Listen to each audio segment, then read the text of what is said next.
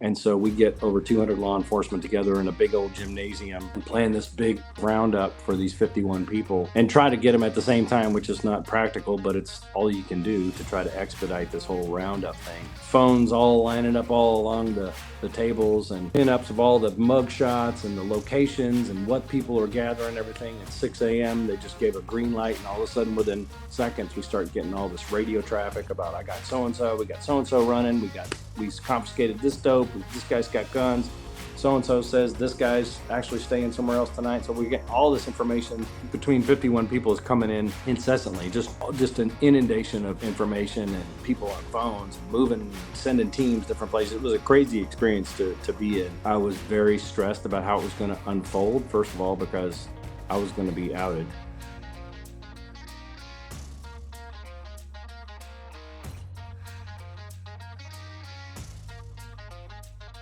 Welcome back to the Invest in Yourself podcast. Today I'm joined by a former undercover agent that infiltrated a very notorious Crip set. His name is Tegan Broadwater. Tegan put together a 51 Crip gang member RICO takedown case on this gang, leading to many convictions. He details how he worked his way in with the lower level Crips, then eventually working his way all the way up to the top of the Crip ladder. Today we get to hear from someone from the opposite side of the law. I usually interview people that were involved with crime. The Tegan story really caught my interest.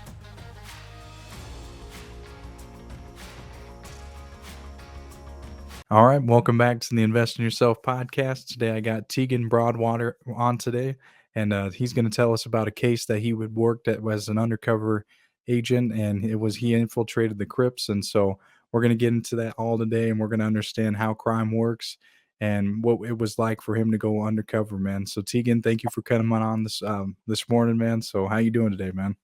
I'm doing wonderfully. Good to be here. Well, thank you, man. How did you get involved with law enforcement, man? I think that'd be a good way to start this today. Yeah, that's an interesting one, actually, because I was a musician by profession for many years, and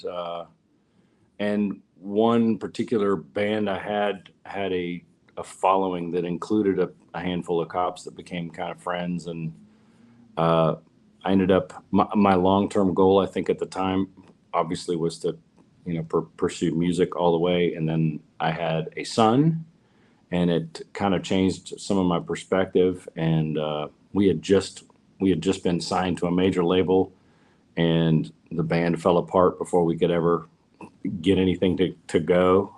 So it was a little bit of a frustrating point in my musical career, and I'd never thought of doing anything before.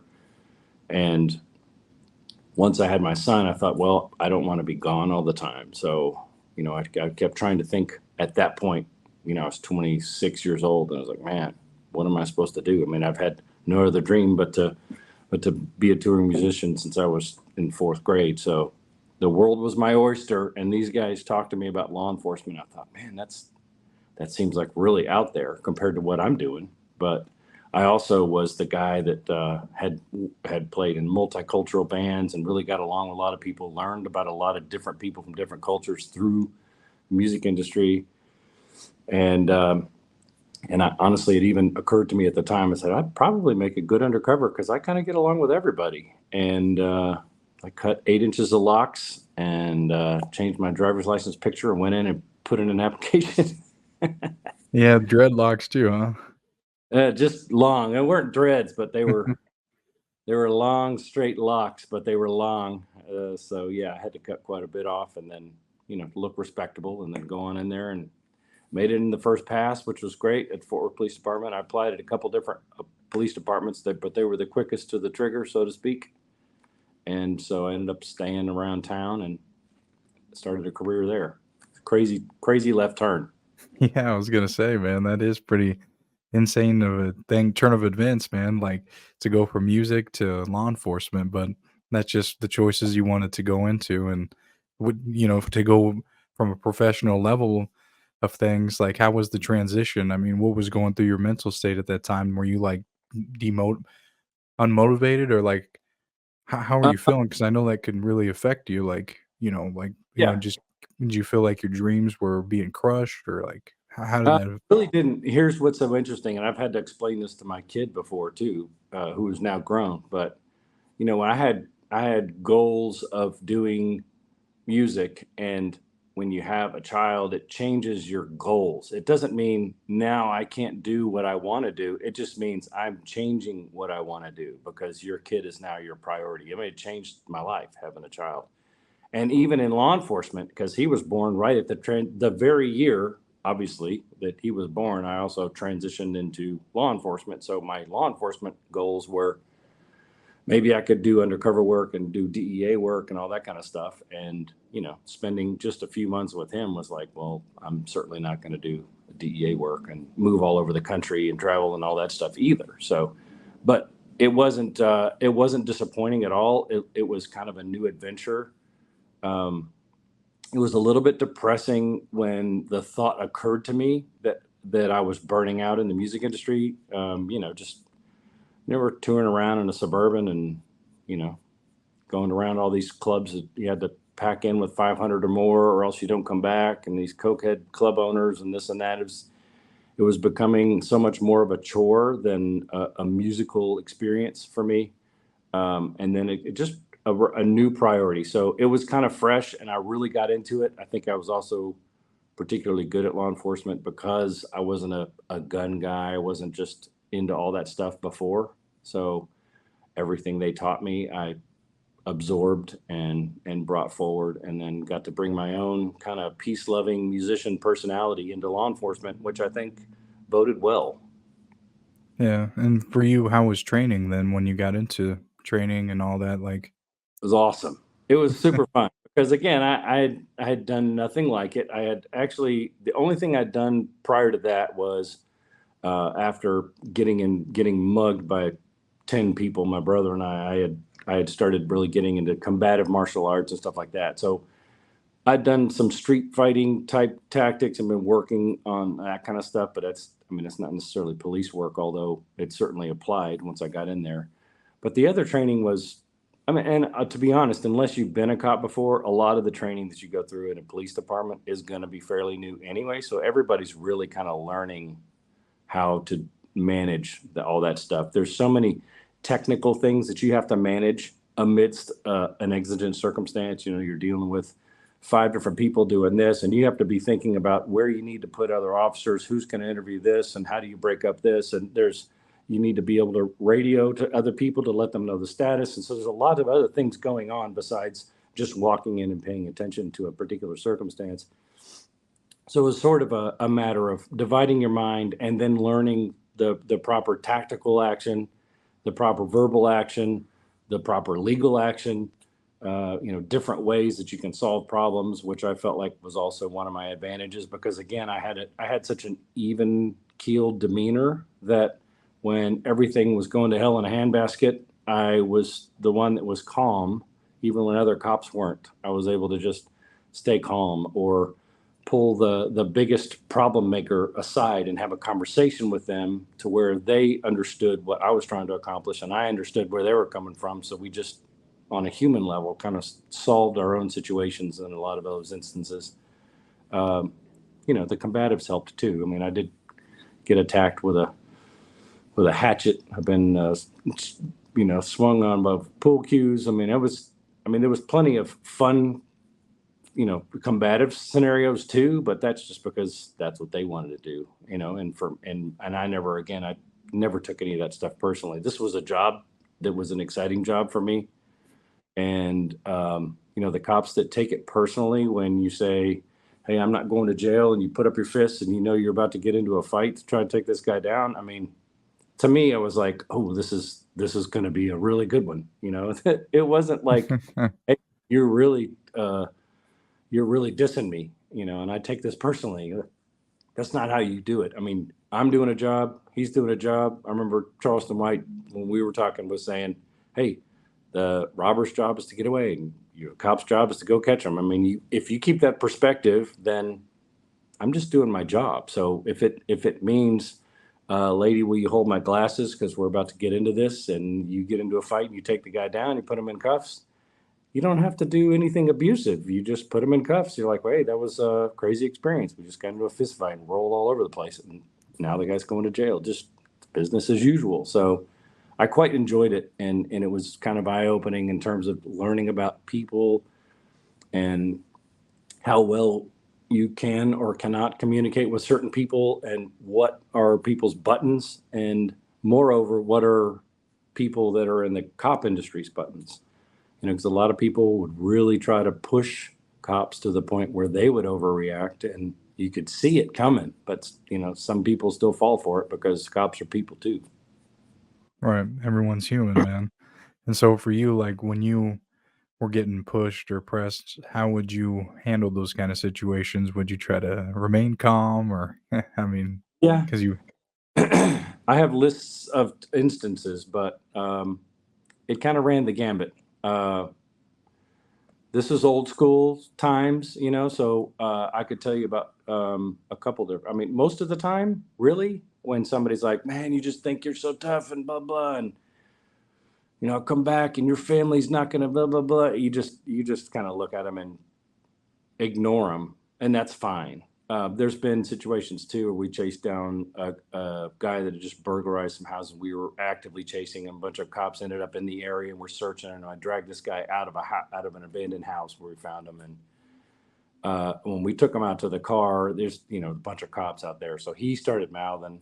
And again, this is old days, and this was a complete feint. It wasn't ever going to happen, but he was talking a bunch of smack and saying, "Man, you just think you're tough. You just are trying to arrest me because I'm black and you're blah blah blah." We knowing full well he did it. He knows we know he knows, but he's just running his mouth. And so I told the guys, I said, "Look, hey, this guy's got a problem. He thinks that we're just puffing here. So why don't you guys just go ahead and take off? He's going to sit in the back. He wants to go at it. So I'm going to, and I was taking my gun belt off and putting it in the car, and taking the badge off or whatever, which again it was just a front. It was almost enjoying the moment because the guy knew that I knew and I knew he knew. And we also were never going to go into fighting, obviously. So it was all just a thing. By the time the last car left, he was like, dude, we were cool, right? I mean, everything's cool. I was like, of course we're cool. But, let's just calm down. It all does is get other people riled up. So I'm putting my gear back on and drove him to jail. And we were perfectly friendly for the rest of the way. It wasn't, again, it was just a way to kind of handle people that are doing that. I said, this doesn't get you any benefit by talking a bunch of smack, knowing that you did it and you got caught. Just concede, and then we'll be kind and you be kind. Let's just go through the rest of this process. So that's all it was. yeah. So, I mean, as you would go on to, doing these little jail busts and stuff, how long were you on the street before you started doing undercover work? Actually, not too long because they had a weed and seed program, which is a federally funded program for high narcotic trafficking areas, where people in the patrol capacity could get SWAT trained and just do like little small time buys and do the stuff that typically narc units don't have time to mess with, little crack houses and stuff like that. And it had just ended. That funding had just ended, but I politicked to try to get that started again after I'd been there maybe 2.5 years ish. So I got I got a supportive sergeant to put the paperwork through for me to kind of lead. Essentially, you would go, get informants and send informants in to make buys, and you learn how that works. You got to search them before, search them after, watch where they're going in, get the information, corroborate the information, then you write a warrant. And then at the end of our shift, everybody would get off shift, and then we would team up into a briefing room, and I would diagram the house that we were at. Here's the suspects that we have. Here's the diagram of the house. Here's how we're going to enter. I make assignments to the 7-8 guys that are on the stick to go in the house on the dynamic entry, and then we just gear up and roll over in a beat up raid van and jump out and go serve a dynamic search warrant. So it was a fantastic experience for somebody in a patrol capacity, and I had gotten so good at it that I would spend the entire shift working on getting buys, whether I would make some small time buys, but leverage informants or whatever, and getting information and figuring out where the problem areas were. As in a patrol capacity while the rest of the guys are answering calls, knowing that when they get off, they're all going to get overtime and we're going to go smash the door of a house down and go seize some crack and make a couple of arrests. So it was great experience for me leading up to what I would ultimately do. How did you get your training with, like, the leveraging the informants at the time? That was the most that's the least amount of training is what you get with informants. They have a set of rules as to how informants have to be handled and who can be selected essentially. I mean, they have to give corroborating information and that has been proven to be true. And so, and or if they're working a case off, you have to go through a DA's office and get them approved. But if someone approaches, say, hey man, I don't want to go to jail. I'm willing to give up, you know, G-Lo's got this house and I want to, give up something else in order for me not to go to jail today or whatever. However, the different ways that an informant would come forward, I would have to sit with them and find out.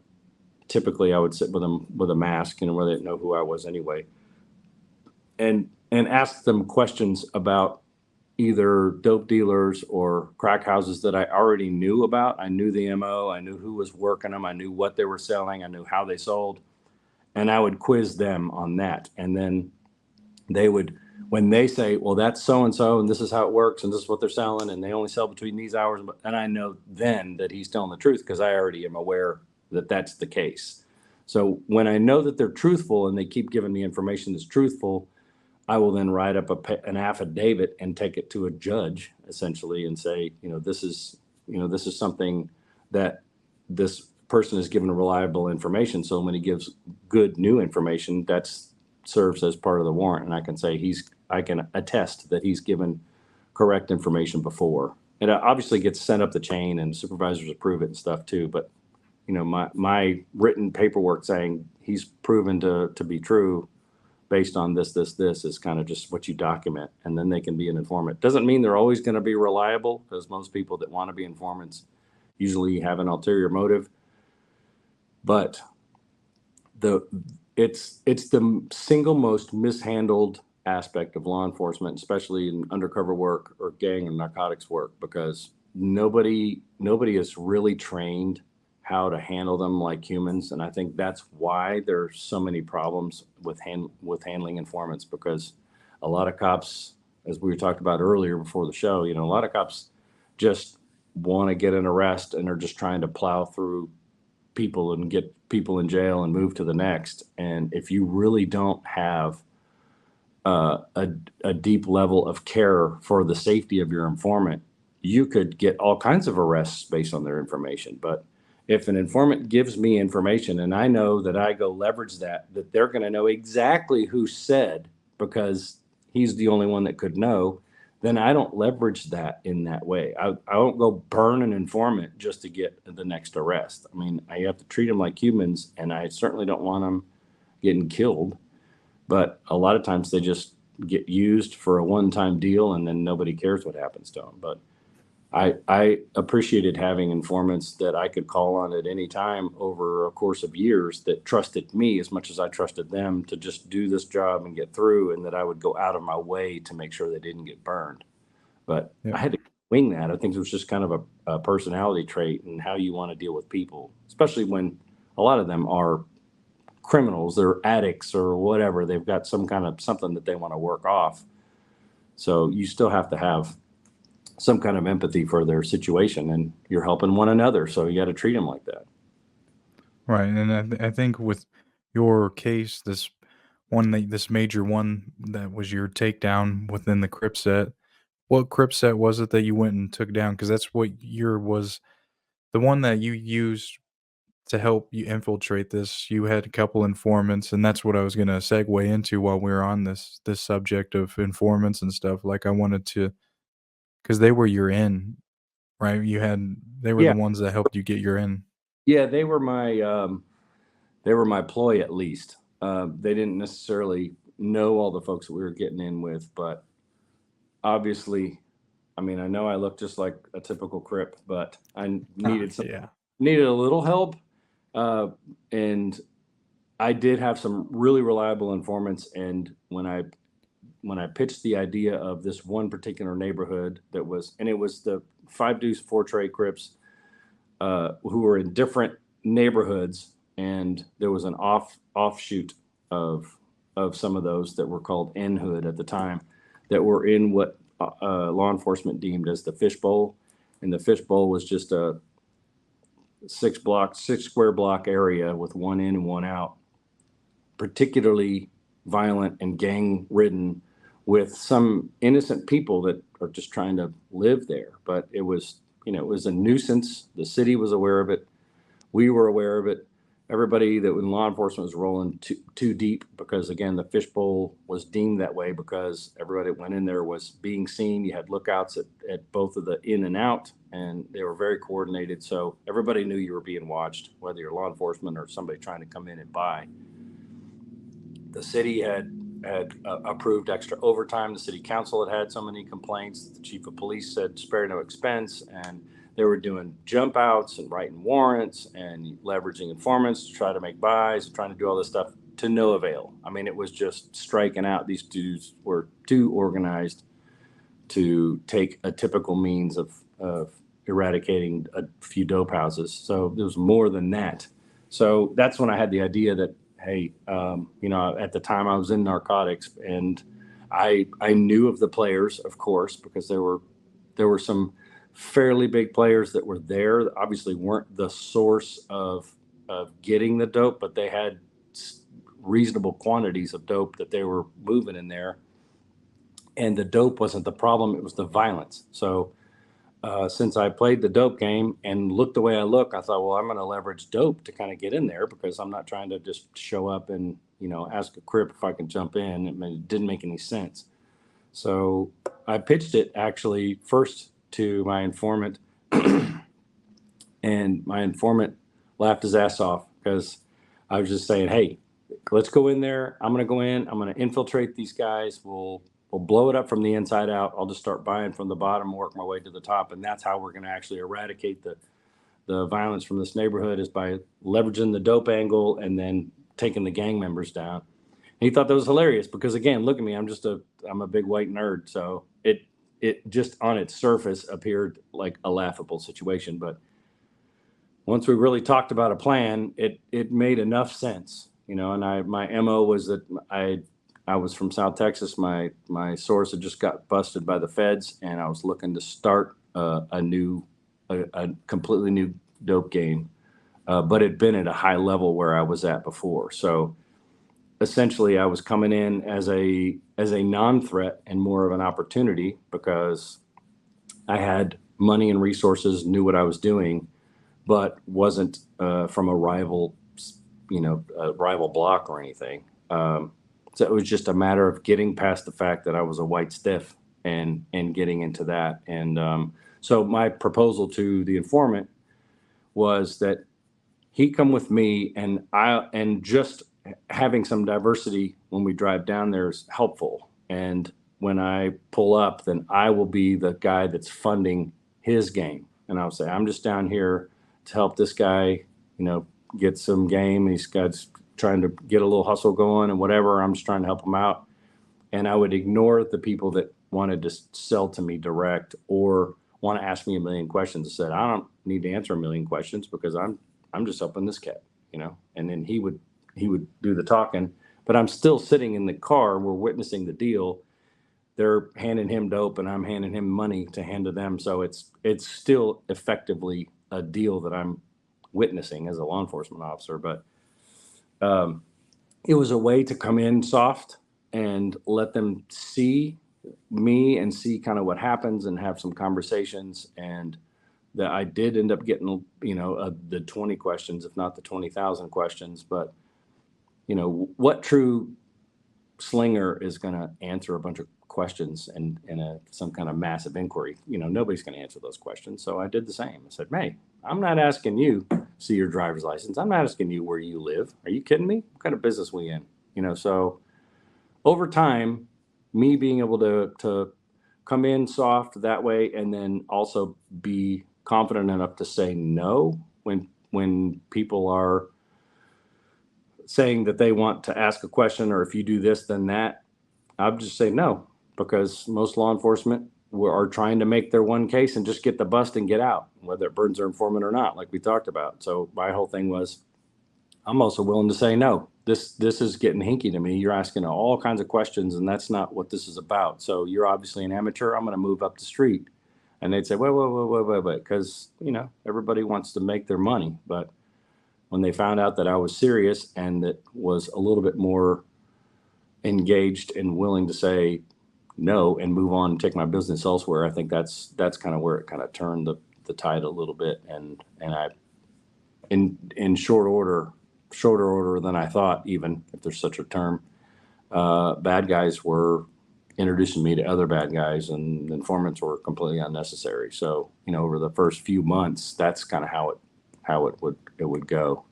I would actually ride down there when I didn't have business or money, because I was working on a super limited budget. I really could only buy samples anyway.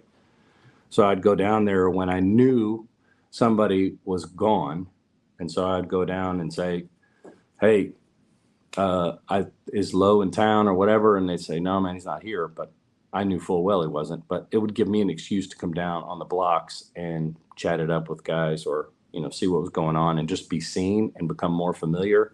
So I spent an inordinate amount of time down there just being seen and spending time to develop a rapport, learn about who was who, learn a little bit about their gang structure and stuff like that, because they would talk about it openly to a white geek. So I would just listen, because they knew I wasn't banging. So we're in Crip turf, and I'd sometimes just go down there with a Steve Young jersey just to see what kind of reaction I could get out of people.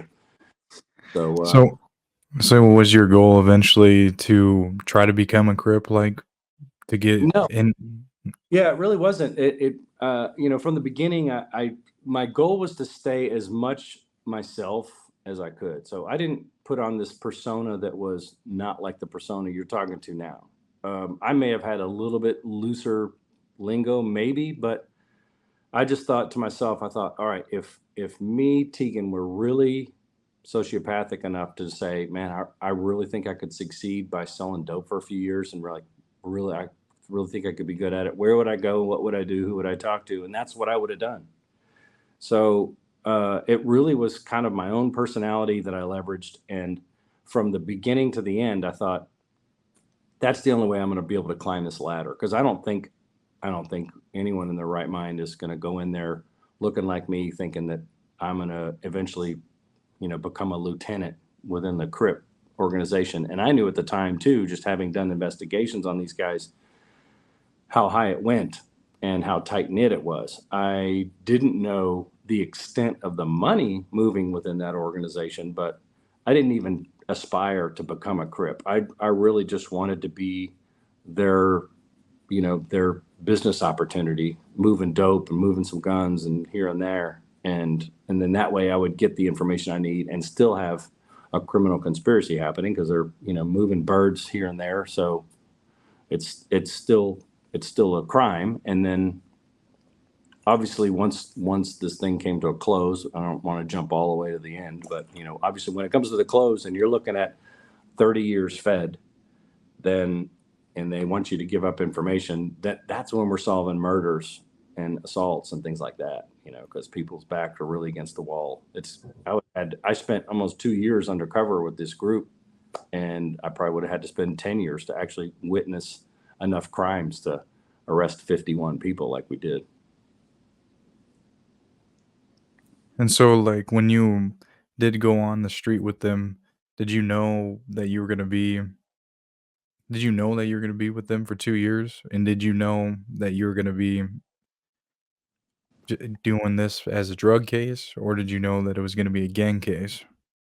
So interesting. I went in from narcotics, but it was a gang case from the jump. So it really was just a way to get in. So I ended up halfway through the case getting transferred to the FBI Violent Crimes Task Force, and was assigned FBI money, and was able to then start making bigger buys and everything. But it was all from the get. It was all about eradicating the violence, which comes hand in hand with gangs that are slinging dope. I mean, that just comes hand in hand.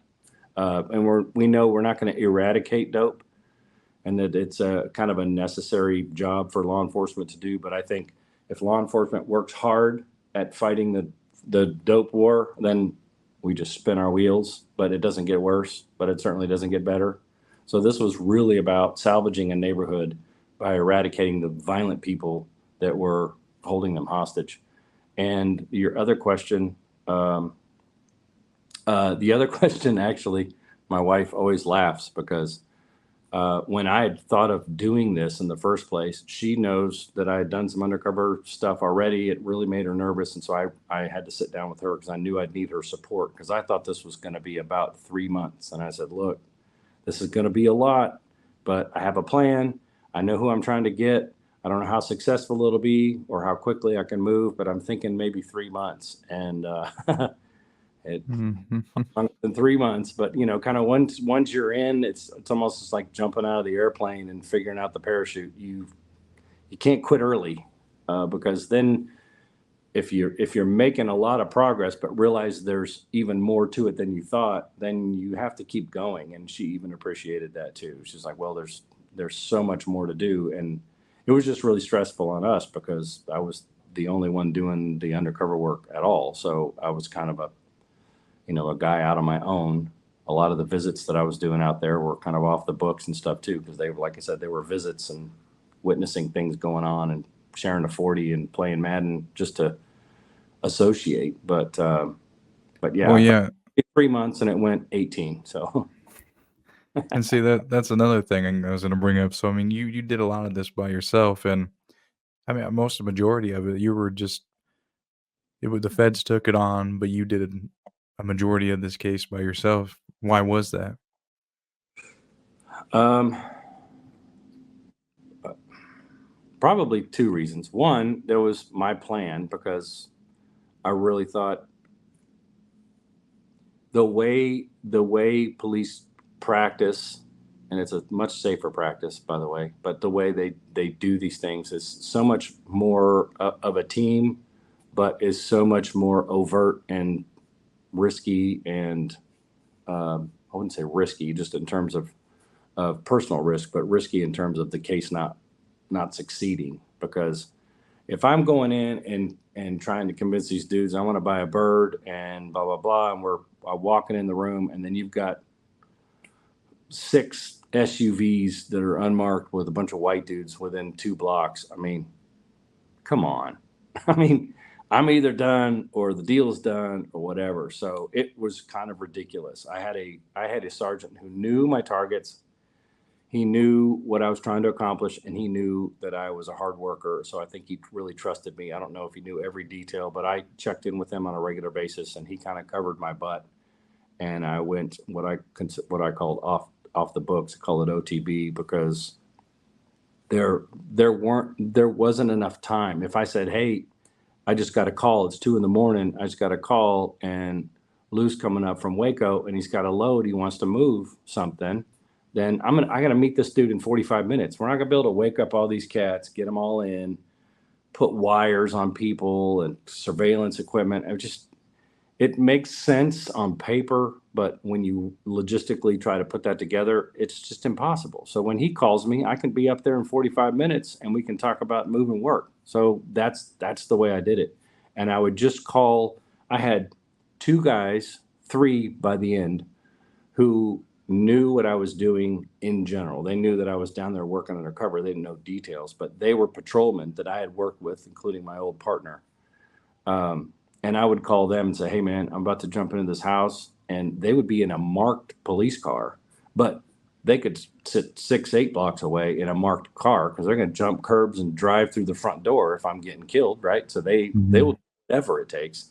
And they don't have to be sitting on top. And there's always cops out. You're in the hood. There's cops everywhere. But if they're not just sitting on top of you, then it's no different than any other day. So I would keep an open line. This is before a lot of the particularly sophisticated equipment was out. They had little recorders and stuff you could use, but they were worthless. So I would just call my buddy and put him on mute and keep my phone line open.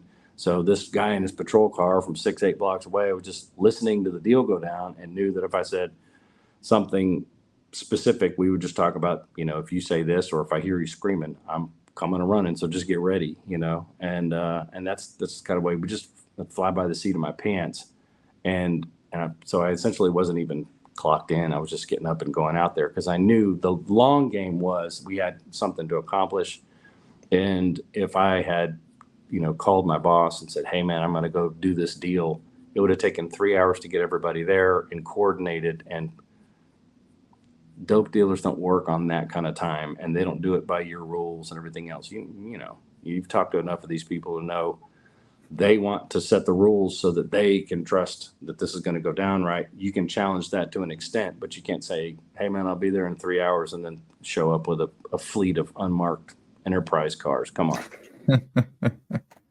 Well, as you got deeper and more higher up, what was next for you? Like after you kind of built your rapport with these guys, you kind of built your relationship with these street guys, right? Like you were hanging around and then how did you get to the next level with the next level higher up One guys? of the things, because I became, after several months, during the first year, I kind of became fairly known in the street. And so I was moving and grooving, and different people were coming to me wanting to do business with me because they'd heard about me and they knew I had money. And then, especially once I started getting the Fed money and we're buying keys, then they're really understanding that there's something to be made. And it became difficult because if you're at a certain level and you're buying on a regular basis from this dude, but he's a Crip, and you want to move to a different Crip, you have to find a reason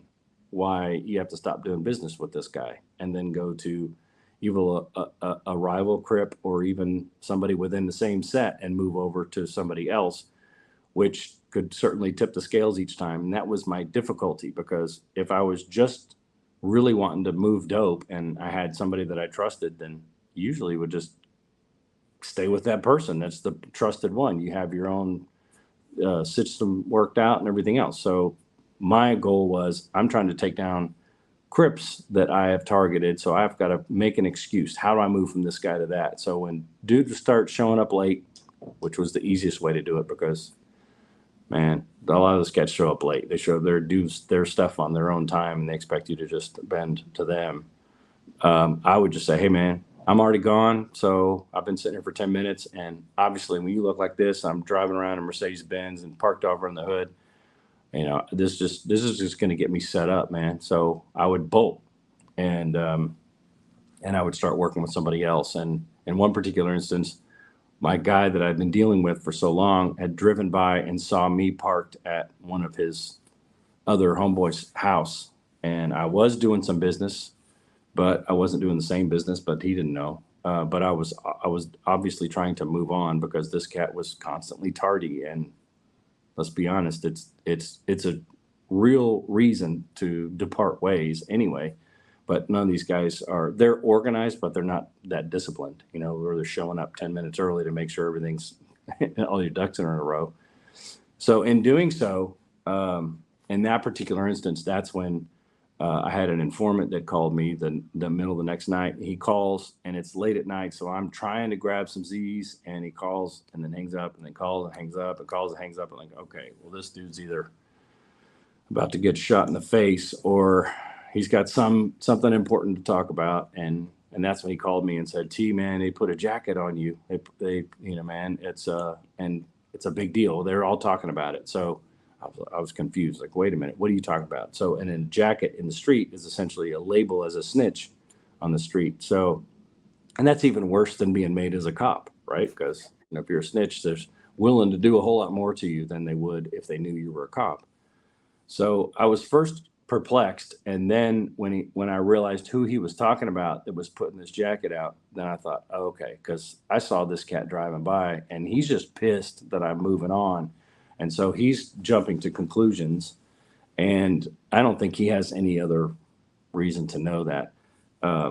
In that particular instance, I just said, all right, I've already been stepping out into the gray a lot during a lot of this case. And this was the first time where I really stepped out and put my job at risk and thought, all right, how do I salvage this case? I've been working on this thing for 10 months or whatever by this time, and I still have a little ways to go, but I've made so much progress. This guy is about to undo everything that I've done. And if I'm really T and I'm really the big dealer, the guy that has all this clout and has run big dope enterprises where I came from before, how do you handle somebody that starts calling you out? And you kick his ass. That's what you do. So I decided that's what I was going to do. And so it was the first time I really just got enveloped in my own persona and thought I had no other way out. I didn't really have anybody to consult. I mean, who do you talk to about this? And I just thought, man, if I'm really who I say I am, my persona, that is, not me personally, then that's what I got to do. So I showed up. I showed up at his house the next day. It was early in the morning. I knew where he made his stash by the carport pole there. And when he pulled up, he looked confused, but was like, "Hey man, what's up?" And I just walked up and we started just blasting. So I was throwing knees and elbows and punching him in that face, and then threw him down. His house was set up on this big incline, and it had his head kind of in a lock and moving around and throwing knees. And finally, I just threw him down the front of the yard. He kind of slid a few feet where you could tell he had his wind knocked out of him. And I just leaned over and told him to take that jacket off of me. So he knew. I mean, look, the guy didn't go to the hospital. It was quick and easy. It was street justice. It's what would have happened if I really was that person. It was me stepping out of bounds, but I felt like I justified it in my mind by knowing that the end game was still eradicating this whole thing. If you only take down a part of this organization and the leadership is left in place, then you've done all this other stuff for naught. So it was a calculated move that I made that obviously isn't the wisest thing. It isn't the wisest move and isn't an advisable move for an undercover cop, but it had an end goal in mind that was noble, and it achieved what I needed it to achieve, because I heard not another utterance about me being a snitch or anything, and picked up where I left. Case went on. Yeah. So after that, what did that lead into for you with this case, or where did it go? Did it gain you respect on the street more, or what did that do for your reputation? Yeah, I for sure think it gave me street cred for sure. Although he never really confronted me again or tried to come after me, I think he was just convinced that who I was, and then just it was just left alone. But you know how everybody talks, and by this time we had moved the operation out of that 6 block by 6 block area and into more of the other 5 deuce territory, which is it's all within a little square half-mile area anyway, but outside of that neighborhood. And these cats all talk. They're all supplying each other. They're all working together. They're all even the different sets are coordinating in a lot of ways. So people knew, and it did bolster my reputation, but it wasn't something that I necessarily wanted to have to do again. Did you get in any trouble for it at all with, maybe you didn't mention it until later Of course not. ever? No, I didn't. No. And I'll be honest. There were so many times where I was working off the books that even if I got something really spectacular evidence wise, I couldn't use it. So, I wasn't trying to do something that was, I still played by the rules in terms of making a deal. And if a deal went down, great. And if I was just up there off the books, then there's no way to necessarily notate what you have and use it as evidence. Yeah. So when I was working off the books, I couldn't use a lot of that as evidence, so to speak. But I also managed to figure out a slick way to move more dope without having to spend so much money. Because even when you get with the FBI, it's difficult. When you say, "Hey, I want to spend 17 grand," it's a lot of paperwork and it's a big deal, and you got to justify everything. But having been out there a while and establishing myself, like you said, then I had people coming to me, and the guys knew all the players, but hadn't been a big timer at all. And so there's something to be said about somebody who comes into money and they really want to jump into the game out there. They usually don't succeed because you don't have the right kind of experience, the right kind of respect. People are always a little bit weary. This guy knew all these cats because he'd grown up around them, came into a bunch of money over through an inheritance, but was concerned about his safety. And then here's me, who am still trying to make connections. I need to know who some of these people are, or get to know some of these people. And yet I have the respect and the street cred and even protection from some of these guys. So we worked out a deal where I needed some intros to certain people, and he would introduce them to me. And when he would go out and start buying all this big weight, he would do it through me. So I would call ahead and say, "Hey man, I'm about to send this cat through, and take care of him." And then he would roll in and buy his work and go do his whatever with it. I don't even know because I wasn't there. I didn't witness it. I wasn't documenting it as evidence. I was setting it up so that this guy wasn't going to get a baseball bat to the head when he showed up, trying to buy weight, with a bunch of money. So when they knew that this guy, that his name was Pino, they said, when Pino's coming through, we know that's T's guy. So they took care of him, and all of a sudden he came into all this money and was all of a sudden moving all this weight. But everyone in the street thought it was my weight. So it was a way to kind of defer the necessity of coming up with hundreds of thousands of dollars to spend on this stuff when this guy was going to do it anyway, and it was my way of protecting him and getting some of that credit. And in the meantime, getting more introductions to other people who would further my particular case. So the whole time, all these Crips we're still working within the Crip network anyway. Even Pino's buying within the Crip network. So it's all kind of just growing itself into something that, reputationally was getting me, toward the top. And seeing that was your end goal, was getting to the top of the organization of this particular Crip set. And Right. Yeah. and at this point, how close are we to where you're at? Man, we're really close, and it just seemed like once I got some momentum, I was able to fly through the middle a lot easier. But when you get to the top, it's also a lot more difficult to skin the cat at the top.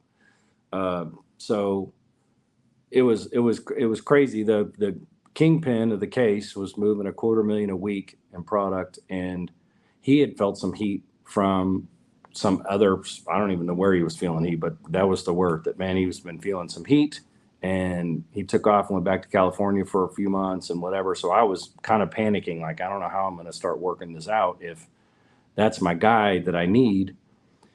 He ended up coming back into town and setting up a Crip day in one of the parks that bordered where the fishbowl was, and invited Fortray and Five Deuce out. And it was a way to commune and get some guys on the same page. It was it was obviously gang related. I mean, the letter that he wrote had everything to do with Crips and protecting your turf and all that kind of stuff. And but he actually pulled a permit with the city and leased the park out. And so it was a giant barbecue Crip fest. And so the U.S. attorney at the time had said, "Hey, you have all these cases. It's time to wrap it up. We can only take so many." And I just begged him, said, "Man, just give me another week because, this Crip day is coming up, and I want my one last shot at the kingpin." So I got an informant out with me, and we just split off and we made some buys here and there. People were out.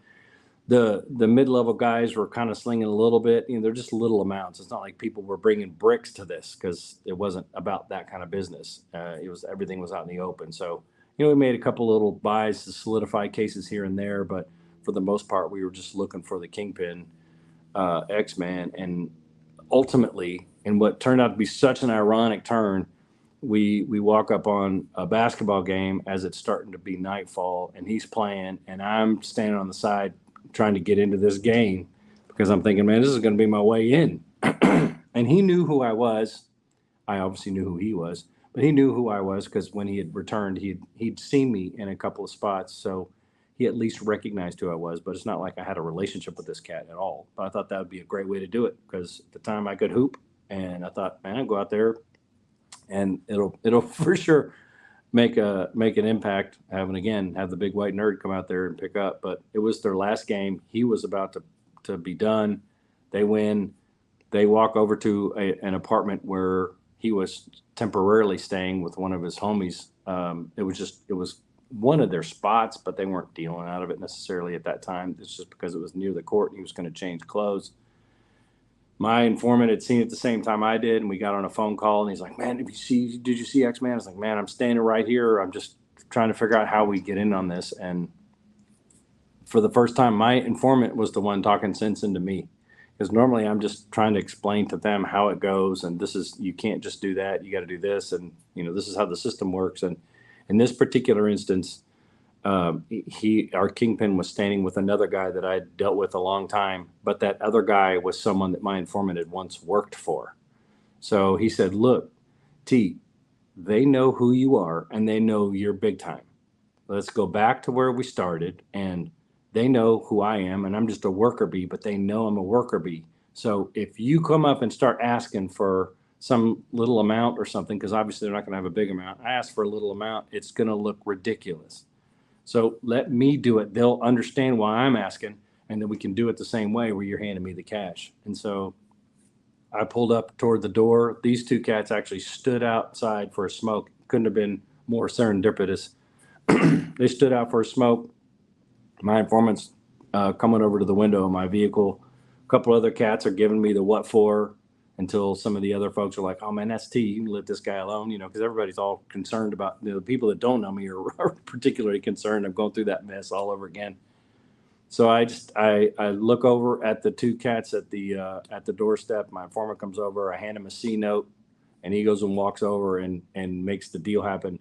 It's the craziest thing, because the only reason why this kingpin was even successful is because he never touched that stuff. He didn't have his hands, I don't say never when he was coming up, but once you get successful and you're sending $125,000 off to go do this and this and this, you're not just holding stuff and driving around the neighborhoods, right? You've got people to do that so that you're separated from that liability.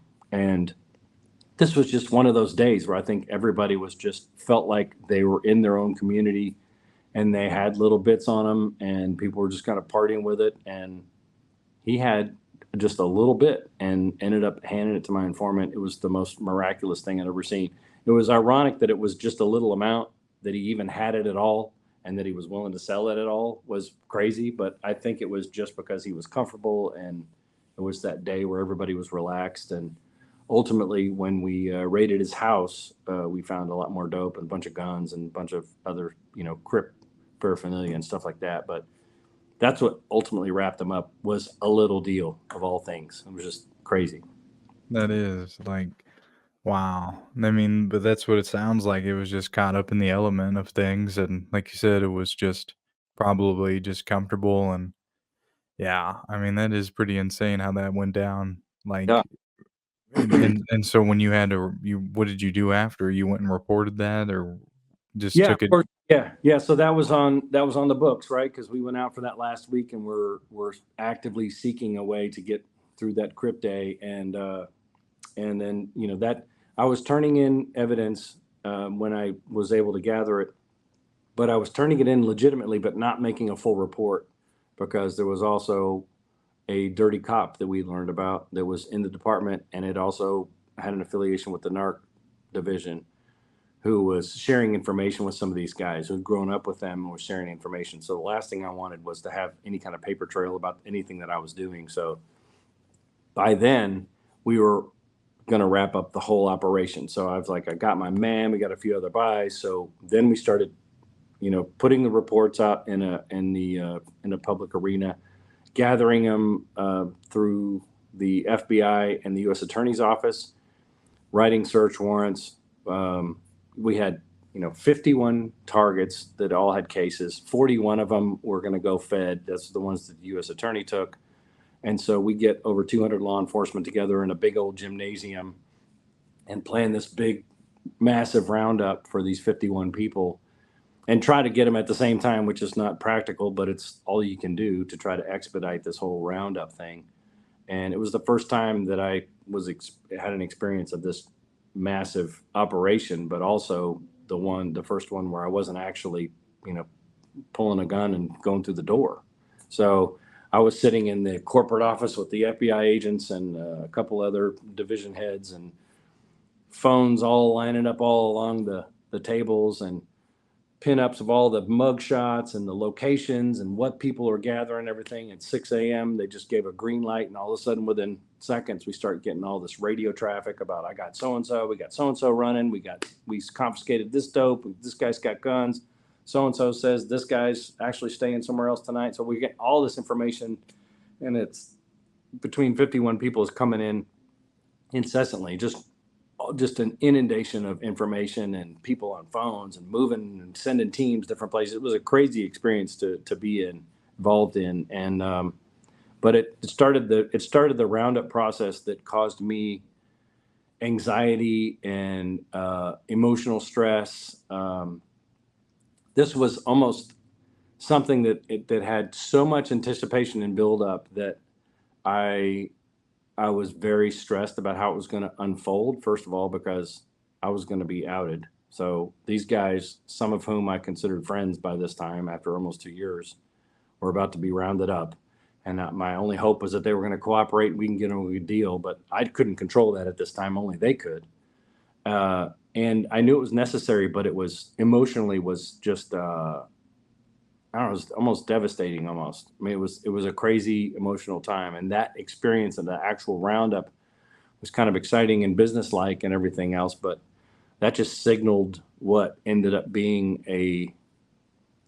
I don't even know what you would call it, maybe a bittersweet experience, an ending to something that I invested so much time and energy in, and navigated through all the familial problems that we had, and stress is there. And it just turned out to be something where I was like, man, I can't believe this is going to end, one. And two, I can't even imagine what these guys are going to be going through. And I hope the worst of the worst go away forever. And I hope the guys that I think need a break get a giant break, but again, I'm not the judge. So at that point, it's in somebody else's hands. So it was a crazy experience for me. Did they get them all right at the beginning then, or like how did that process work?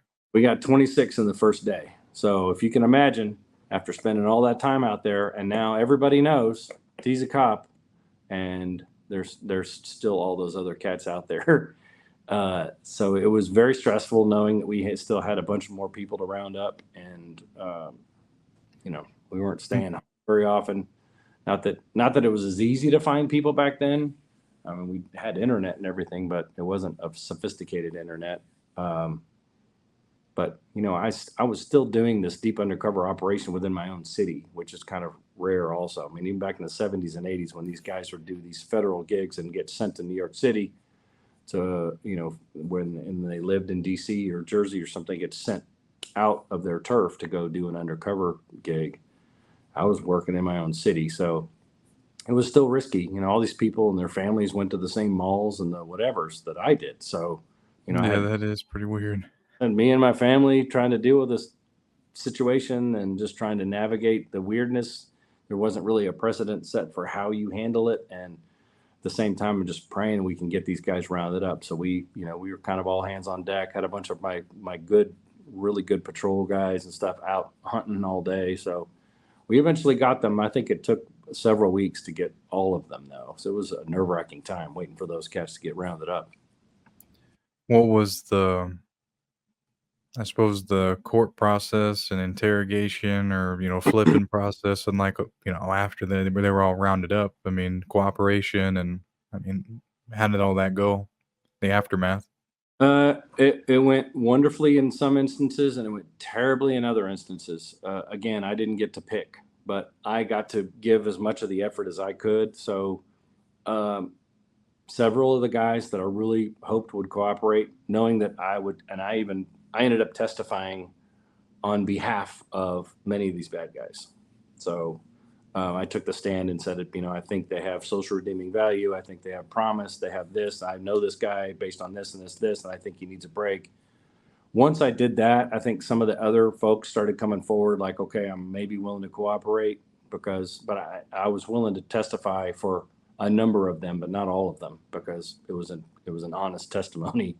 But I think some of them really do have value, and I didn't want to see them go away forever. Other ones wouldn't even talk. Some of them would refuse to even see me. So they're like, F you, and I'll take what I get. And that sucked for me, because there were guys that I thought, man, I testified on a couple of people's behalf that only got a few years because of my break. And the other guys that said, screw you, are getting 20.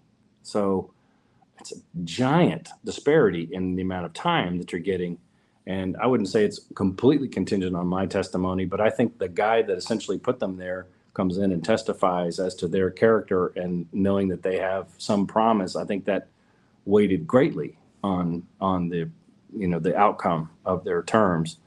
And we also had, some of the other ones that needed to go away forever were strong arming and sending messages through jailers, threatening other people that they thought were cooperating. And those people ended up writing letters to judges and stuff. They were bullied into doing so by this one guy. And they greatly screwed themselves by writing to the judge, because then we couldn't even intervene. If they wrote the letter to the U.S. attorney and said, hey, all that stuff I told you, it's not true, then we could have interviewed him again and said, look, are you having a problem? Is there a reason why you're doing this? But you send it to the judge, then the judge says, okay, everything you've said now is thrown out. Now you got 35 years. And they really screwed them over. And as soon as he screwed them over, then he testified against them, narked them out, and got a cut in his sentence. Not because of anything I did, obviously, but he screwed them over royally. And I was sad to see that he ended up getting such a cut in time, and the other guys were doing so much more time. If he had just worried about himself from the beginning like everybody else, then I think everybody would have been better for it. But that was kind of a nightmare situation. The other instances, I would be in the room and trying to have an interview. It'd be me and the FBI agent. They'd be sitting across the table, and she would be accusing them of doing something, and they would plead with me. It's, man, T, you know how it went. We didn't do that. Tell her, T. You know what I'm talking about. And I kept thinking, wow, it's still ironic to think that they can't see me as the cop at all, because we know each other so well. And it was interesting too, because I kind of felt that way too, other than, hey man, like, listen to her, because we're really trying to get to the bottom of this. But I also feel like we're friends, so I'm rooting for you. But I also didn't blame them for having some mistrust, because if your friendship is based on an undercover persona, and all of a sudden I come out and say that wasn't true, I was really a cop, but really our friendship is legit and I want to help you, I don't blame them for not believing me, to be honest with you. That's really is how I felt though, so I really on it. So it was hurtful. I'm sure it was hurtful for them too. So it was a traumatic part of the case for sure. What about 51 out of 51 went down. It was over 600 years of sentences. We had the average sentence I think was 17, 18 years. Many of them ended up doing 20, 25, 30. We got one life sentence, and it's quite a bit of time. It's fed time too. So most of those guys, were stuck with that. What about the Kingpin? How'd it go down for him? It went down okay. He wasn't interested in speaking to me. He debriefed with the FBI agent, but also wouldn't admit to anything dope-wise, but was pretty proud of his gang leadership, and so talked a little bit about that. That probably, I think he talked about it pridefully. He didn't talk about it like he was narking out any people necessarily. So, and in doing that, I think he also solidified some time, but he only ended up getting 20. And it was slightly disappointing just because of the level at which he worked and the fact that he was the puppeteer. But he was also a smart cat. I'm not absolutely convinced that he wouldn't be able to do something. I mean, he's out actually. So And I haven't heard from him, and I'm obviously not trying to poke the bear, but I think he was smart enough to where if he is out and applies himself and tries to do something righteous, that he could. He wasn't one of the guys that, I mean, he was a really bad dude, but I don't know. He's one of the ones I'm on the fence about, but I think he's smart enough to do something legit and be successful and not have to go back to all that gangbanging. A lot of these guys, they go in their 20s and they're playing that gang stuff. It's just kid stuff. And then they come out in their 40s. You think, well, these are grown men now. So hopefully they're not trying to play all that anymore and they're moving on and trying to take care of their families and whatever. That's all I can hope. I'm not wishing ill will on anybody that's gotten out. Even the ones that I didn't root for, I root for now, because if they're going to be out, obviously I root for them. I want them to be successful. I want them to get better. I want me to be proven wrong, that they can do something positive. And a thing too, your book that you wrote about, we talked about it before the interview, is like you talked about, the proceeds of your book goes back to that neighborhood that you infiltrated, and it goes to the kids in that neighborhood, right? Yeah. It's where we Um, started. I wasn't even motivated to write a book. I mean, people were, well, first of all, when the case closed, no one really knew about me anyway. The press was still interviewing the FBI agents and the U.S. Attorney's Office and the Fort Worth gang unit folks and whatever. Because as you're the undercover, you're the you're the unknown, you're the unchampioned folks, because that's what you do. You work undercover, so you don't come out necessarily. Eventually, it came out, and I was, getting accolades or whatever, and it ended up being. What was your question? just that the proceeds go to the kids Yeah. in that neighborhood.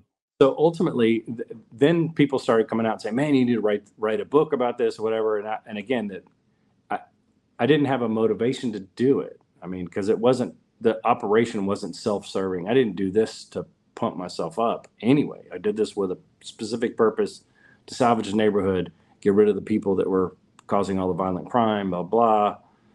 So once we did more research and we did all these debriefs and realized these guys have so many kids out there, that we had 104 kids left without a parent after we did all this roundup. Then I started recognizing that, okay, well, now we know the statistics about kids without fathers, especially in poorer neighborhoods. And so now we have 104 kids that are going to go fatherless. Not that they necessarily had good fathers, but now they have no fathers.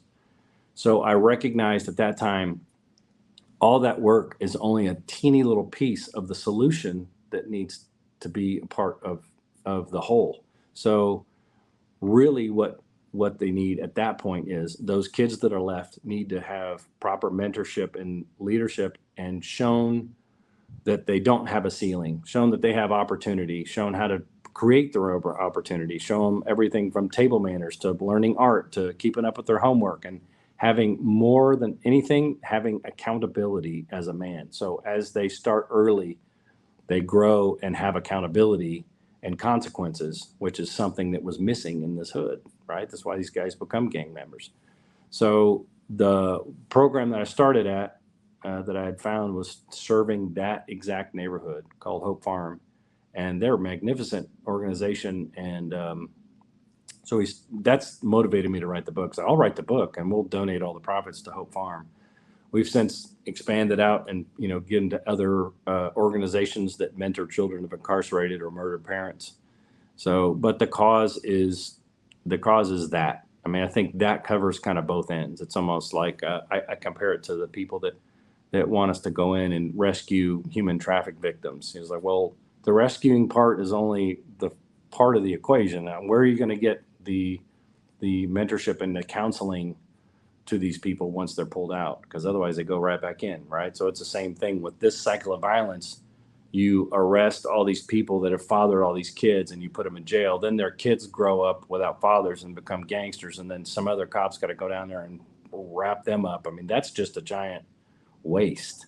So what we're doing now is supporting organizations that mentor these kids starting at an early age, so that when their fathers get locked up, you hope that they can rehabilitate as much as they possibly can, but that the kids that they left behind are going to be success stories, and you don't have to, populate these poorer neighborhoods with kids that don't know how to handle themselves or aren't accountable to anything. So you make them proper men, and then you're good to go.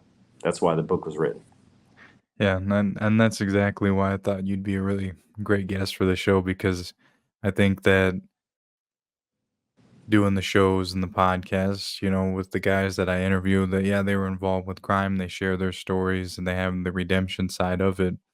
Yeah, But it's like I want to understand more about like why crime works and what more can be done about okay, like yeah, like what more can be done to solve why stop crime from yeah, even happening. And there's like you're right. Yeah, like from what you did, yeah, that stops it, but then you got to do a little further more now because like you said that now the role model or the father figure's gone, right? Because like you said, it might not have been the best role model, so you have to figure out how to make the kids a success story, whether their role model's gone or their father figure, whatever the case may be. It starts with the kids. There has to be some kind of education really pressed on them early when they're young. I think that's where it all starts because if that's not there, I mean, I'm still learning a lot, man. I am because You'll get, I mean, I mean, you hit it on the head. I mean, that's exactly what it's like. And ultimately, Hope Farm has graduated kids that started it in their program at 5 and have graduated high school, went to college, got a degree, got a master's degree, came back, and are now teaching at Hope Farm. I mean, is there a better story than that? I mean, you can't beat that. right, So they see the value in that at such the extent that they go in and get educated. I mean, a lot of these guys are the first ones to go to college at all in their family, let alone graduate and then get a master's. So it's pretty extraordinary the things that can be done with the right amount of effort. And I don't pretend to be the hero. I just am good at finding those heroes that are excellent mentors and have good programs. So that's where we really want to push the book, and it's why it's important to me to come on shows like yours that are also very nobly based. You're trying to find meaning, and everybody has a story, and as long as we can relate to one another and listen to one another and see the commonality and understand how we can all be better, that's really what I'm about too. This isn't the book is not at all a Batman story or anything like that. It's not. It's plenty of the screw ups are listed right out there on the pages. So I made plenty of mistakes, and don't pretend that I would do the exact same things again because now I'm old and I also see how wacky some of that stuff was. But knowing that we survived and that there are some success stories to come out of there, and even it's wonderful to see some of the people get out and be successful. Some of them have gotten out and gone right back in. It's interesting watching how that process works, but it's most interesting seeing the kids who were left. I know one just graduated and college. That was one of the kids from one of my main guys, and that's fantastic. I mean, that's just graduated from college. I mean, who would have thought if you paid no attention to these kids, or didn't have a family member? I mean, typically that's what happens is the family members, aunt or somebody's just inundated with.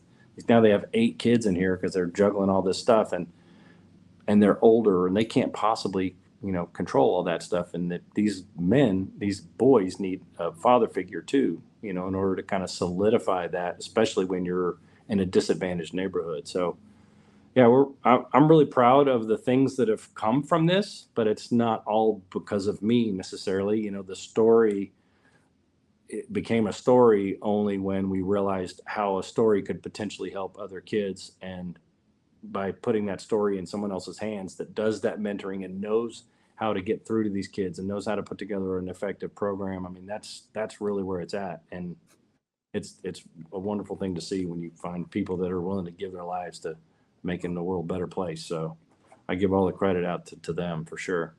yeah. Well, they're using it for a good purpose, man. That's for sure. And so, well, I think that's probably a good note to end on, Tegan. So, I mean, do you have any other final words or anything you want to say before we wrap up here? Oh man, I appreciate what you're doing too, and that's why I was happy to come on. When you explain what you're trying to accomplish here too, I wish you all the success. And if you ever need anything from me again, just give me a shout. Yeah, well, Tegan, I appreciate it, man, and we'll stay connected. And everyone, if you want to check out any of Tegan's things, I'll put he's got a channel, and I'll put his book, of course, in the video description. You guys can check it out, and just stay tuned for more content. So thank you, everyone. Tegan has got a fascinating story. The fact that he got as close as he did to the Crips is unbelievable. Please comment any key takeaways that you got from this podcast that I did with Tegan today. Please share it with anyone that you think will enjoy this type of podcast. Please give a like button if you enjoyed today's podcast. Hit the notification button if you want to get notified when the next podcast drops. Also, hit subscribe so you can get more videos from me. If you want to watch another episode of the Invest in Yourself podcast, hit the playlist on screen now. We'll see you on the next one.